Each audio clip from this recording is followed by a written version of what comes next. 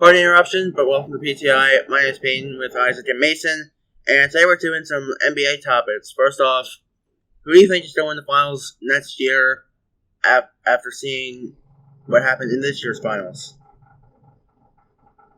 I'll start here. I think, honestly, we see the Celtics go back to the finals and potentially win. I mean, look how close they were. They pushed to Game 6. Obviously, they lost, unfortunately for them. But we look at, what they went through this season. They had some injuries. And I just think, nobody really expected them to even make it past the Nets in the first series of their playoff run. And I just think if they come back stronger and have more of that mentality, that, more people believe in them and notice that they're a dangerous team, that they could just go back and win it all again. Not win it all again, but win it. That was great. I'm going to have to go with the Memphis Grizzlies. I think John Morant's going to take another big leap next season. And also Desmond Bane. He's young. I think he's going to improve his three-point shooting next season. Also, Dylan Brooks. He is an amazing defender. And let's not forget about Steven Adams. He's a solid defender at the center position. But I think that Memphis could do something with him this offseason to get a better defender at the 5 position. Interesting. Thinking that Desmond Bane might be the bane of the Eastern Conference's existence. What do you have to say about that? Definitely an interesting take there. I mean, I still think, though, even if it's not, the Celtics are really the only pick from the East that I would see really going to the finals. Maybe, Brooklyn, if they fix whatever gets fixed, and the Sixers, always get let down every year. But I think really the West is the stronger teams that I think will make it, even though I said Boston.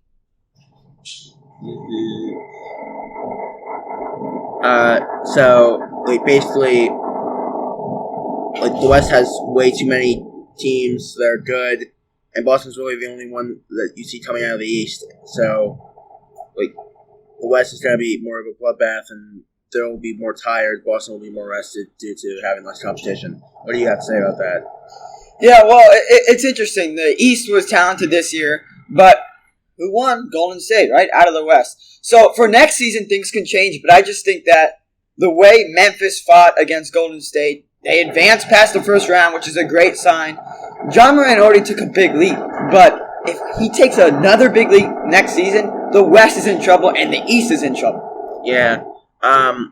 Great opinions on both sides. We'll have to see if either of the big stars on those teams could potentially win the MVP. Our second topic is biggest trade you see coming in the offseason. Mason, we'll start with you. The offseason this year is definitely going to be an interesting one, especially with some big players that are not, or will most likely not be on the same team. Kyrie, people wonder where he's going to go. Bradley Beal, etc. And I think, maybe I'm going to go more of moves route, maybe some trades, but Kyrie, I don't really know what Brooklyn wants to do. Do they want the drama again? There's a lot of tension there this year. I don't know how, the relationship is. And people say maybe he'll go to LA, but really, will LeBron want to play with Kyrie? And looking into the future, LeBron might not be there so much more longer. And I think Bradley Beal, people say he might go to the Sixers, but really, do they have the money? I feel like once they invested their time into Harden, they invested their time.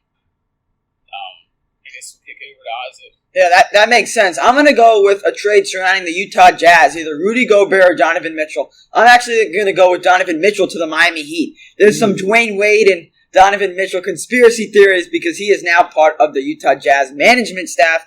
But I really think that the Heat can use Donovan Mitchell. They have the pieces to get Mitchell. They could trade Duncan Robinson, Omer Yurtseven, and even Tyler Hero. So I think Donovan Mitchell is going to be traded. Maybe not to the Heat, but I think that's going to be the biggest trade this offseason. Interesting. There's always been, for a while, there's been that drama in Utah.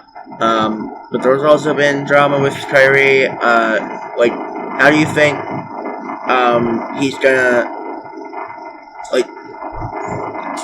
gonna adapt to any new master roles? Sorry. It's just funny. The whole thing last year with the mask. Do you think any other city is going to pose that much of a problem to him? And would that ever influence his decision?